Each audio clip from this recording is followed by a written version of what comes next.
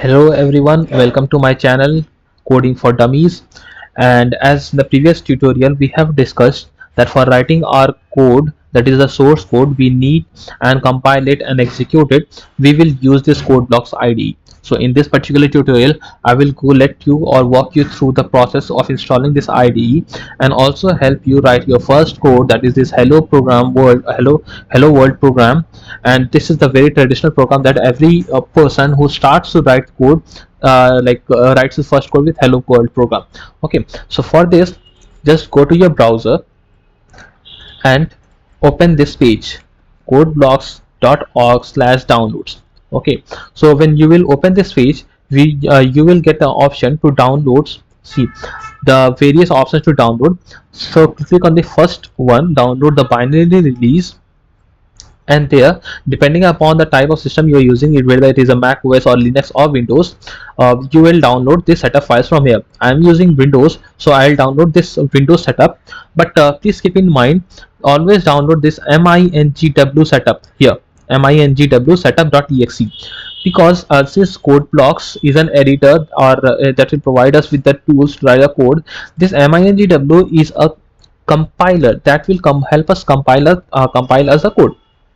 Okay, if you don't download this, you will again have to explicitly download this mingw compiler, and then you can read. So this particular setup will provide you with both code blocks as well as mingw together. Okay, so for this, click on the sourceforge.net and your file will be automatically downloaded. Okay, once your file has been downloaded, what you will see is, you will see something like this. This code blocks 20.03 means setup. Double click on this particular application or this exe file, executable file, and you will be guided through the steps to install this code blocks. Okay, once you have installed that, open this code blocks IDE, and here you can see this thing. So for since we are using this for C programming, I'll just create a file called C. Okay, you can create it with using Control Shift N. Okay, and then we'll save it. So I have already created a folder called C language. Here I'll give this as name hello world and an extension of .c. Always keep in mind that this extension is mandatory, like .c. Okay, because since we are using this particular file to write C code, so we'll use C. Depending upon various languages, like for Java it is we have to give an extension of .java. For C++ we have to give an extension of C++. So for this particular C we have to give an extension of .c. Okay, so save it, and here our first file will be created. So for this particular file, we for this in this file we will write our first program, hello world program. So but it would be better to just go through this thing, this slide, before we write our program. I'll just quickly go through what are the things that we'll need in this hello world program. Okay, then we'll write the program and execute it and see what will happen. Okay, so the hello world program. So the basic hello world program is this thing: include stdioh, int main, printf, return. Okay, don't get intimidated by what is written here. I'll just go through this every single line one by one. Okay, so first, this is a header file. So this hash include stdio.h. This is a header file, stdio or stdio.h. Okay, let me use my pen. This stdio.h is a header file, and this include tells this when you are executing this program, like this, when this program is being converted to the executable file, before that include this stdio.h into the program before running it. Okay, so this is a header file. What does the header file do and all that thing, that we will discuss later. But here just remember this stdio.h is a header file, and this include tells it before running this program, just include this header file in this program. Okay, the next comes is the function. So this is a function, this main is a function. A function is defined by a name and a parenthesis around it. Okay, the second thing is here, this printf, it is also a function.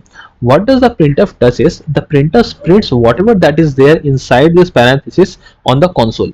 Okay, So what happens here is this function with parameters, why it is written here is because as you can see this main is also a function, this printf is also a function, but you can see inside this main there is no parameters or no argument passed, but inside this printf we have passed one particular parameter. Okay, so this thing is hello world. So what does printf does is printf will print whatever is inside it on the console.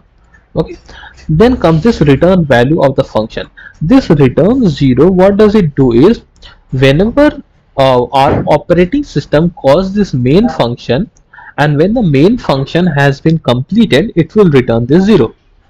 Okay, what happens is, since I have told you in the previous tutorial or the previous lecture that this C is a procedural programming language. So what happens is the codes that are written or the statements that are written inside this main function will be executed line by line. So first this line of code will be executed, then if some other statement or line is there, instruction is there, that will be executed, and we keep this return 0 at the last. So what will happen is it will continue executing the process from the top to down, and when it reaches to this part return 0, and the 0 will be returned. So we'll come to know, okay, everything above it has been executed successfully and nothing or no error or no exception has occurred, hence it is returning 0. So this is what the basic idea of what is happening here. Okay, what are the function, how it is written, what are all these things we'll discuss in the upcoming videos.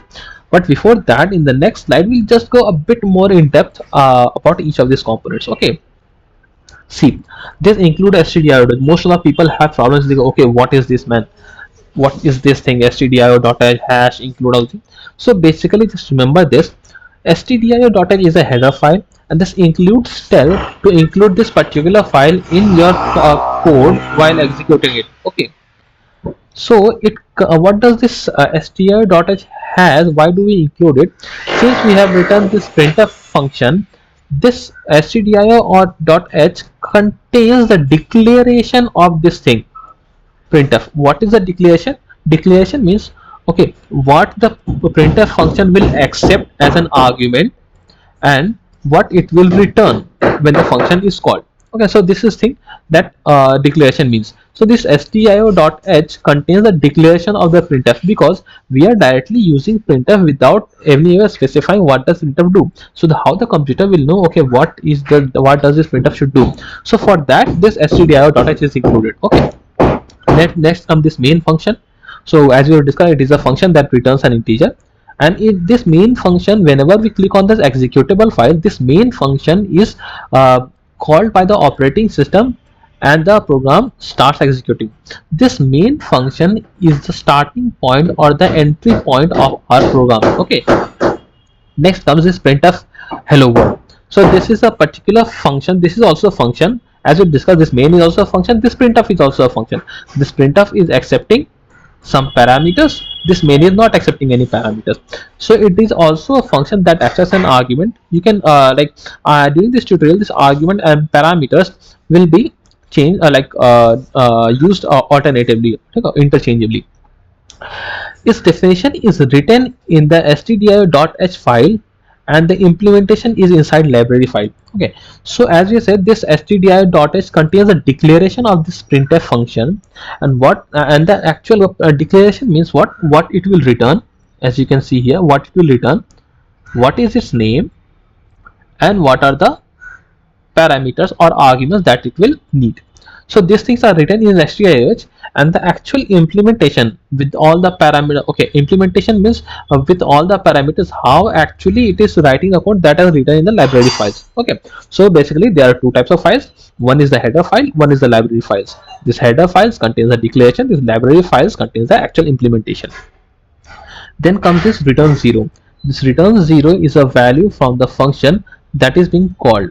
It returns the value from the function that is called. It means that whenever we have written any function, and this return, what it does, it returns the value of whatever you have passed it to the function that has called this main method. Okay, or main or any function.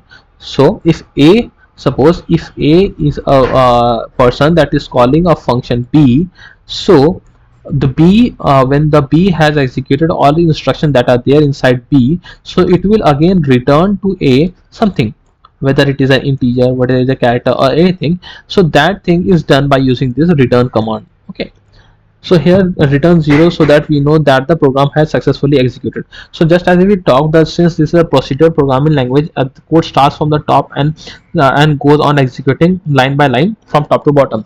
So if we reach at the bottom, so and return 0, this will be an indication that our program has executed successfully and no error or exception has occurred while its execution during the process. Okay, so this is the very basics or the or top view or the superficial view of what this hello world program does. Now we'll write this program in our IDE and see its result. Okay, so here in this hello world C program, I'll write the code which is include the header file that will contain the declaration of the printf so that we can use it as it is. Then we'll write a function int main that tells that this main is a function that will be called by the operating system and it will ultimately return an integer. Inside this main function we'll write printf. Printf tells us to print whatever there is inside this parenthesis on the console. Console means the black screen that will appear. I will show you just now.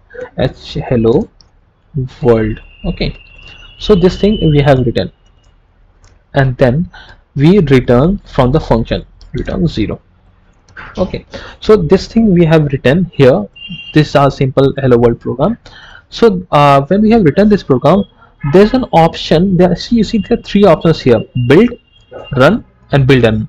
What this build run is just a combination of both. Like whenever you click on this button, both of these will be executed one by one. Okay, so what this build does is, whenever you click on build will, what it will do, it will compile the code for any error or syntax error and will throw it if there is any, and if it is not, it will build that object file, that executable file. You see the object file and the executable file that we have discussed. So clicking on this build will do that, and when and this run, what it will do, it will execute this particular executable file that has been created. Okay, so what I'll do is I'll click on this build and run.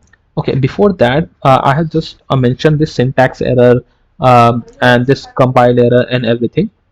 All those things will come later. Okay, for the timing, just remember syntax means it is the way a program should write.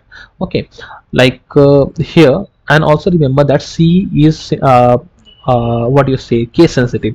So if you write this printf like this and if you write this printf like this, both of them has different meaning. Okay, and the syntax means that inside this stdio or .h, it is given that the name of the printf function should be as this, all in lowercase, and then we have to provide a semicolon at the end of every statement, all these things. So these are syntax, like how to write the process so that the compiler, how to write the code so that the compiler understand, okay, what is written. So this is syntax or the way of writing.